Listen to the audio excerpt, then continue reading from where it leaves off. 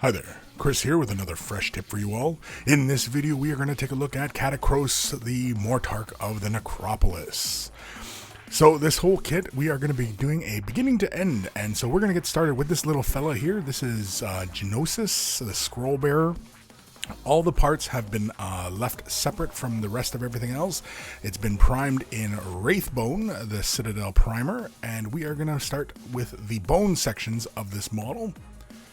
We're going to use Skeleton Horde. This is the new Citadel contrast. I'm using a regular standard old brush to apply this, and I'm going to apply this somewhat generously over the model. There's no thinners needed for this. I'm simply going to just apply this over the areas, and anywhere that it might be a little bit too heavy, I'm simply going to soak it up with the brush and move it around into another area and allow it to do its thing, which is basically fall into the recesses.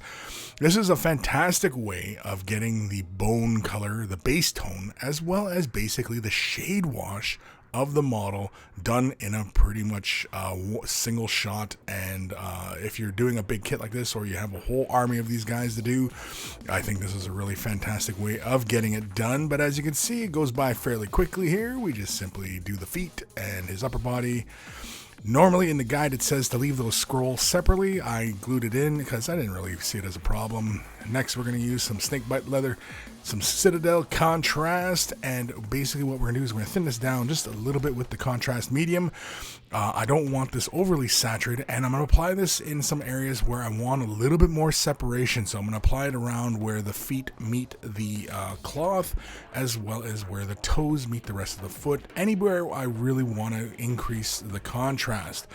I'm going to apply it around the edges of his face, leaving most of his face kind of bare. I'm going to apply it into the ribs, around the elbow joints, the armpit areas, the central column of the spine. I'm going to apply it in that area, leaving just a little bit darker tones.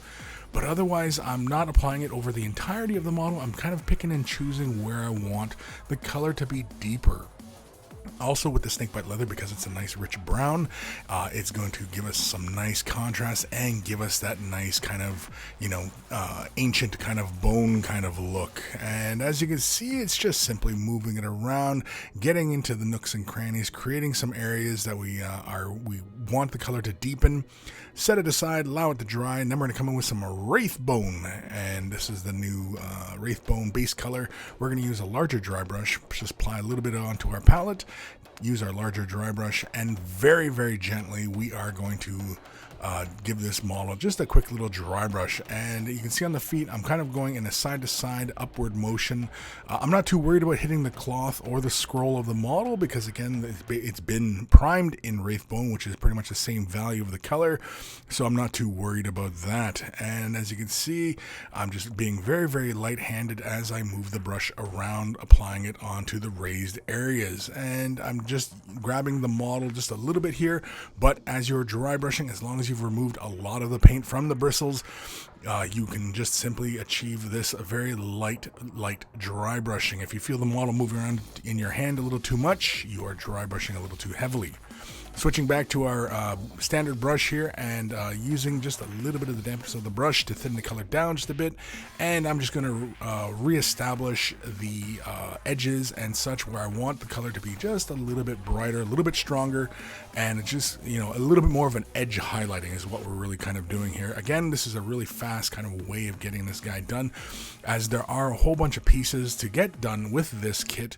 So we're going to be pretty much doing this same kind of bone technique on pretty much all of the rest of the models.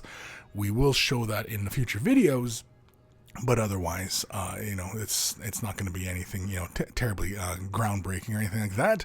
But this is going to be a fun little kit to get through, and we are going to work our way through the entirety of this kit. And as you can see, I'm just applying some of these little highlights around the face, on the knuckles, the wrist joints, anywhere where I really want to bring just a little bit more attention to the highlights. You can see we're just being very, very careful, applying it around the brow and the cheekbones, the edges of the elbow, the little nodules, and the little spine bumps that are coming up. But that is it for the bone. Next we'll work on the cloth. Huge thank you to all the patrons for making these videos possible, and if you're considering patron support, that would be awesome. Click the link in the description below and you'll be taken to the page and all that other goodness, and take care of those brushes.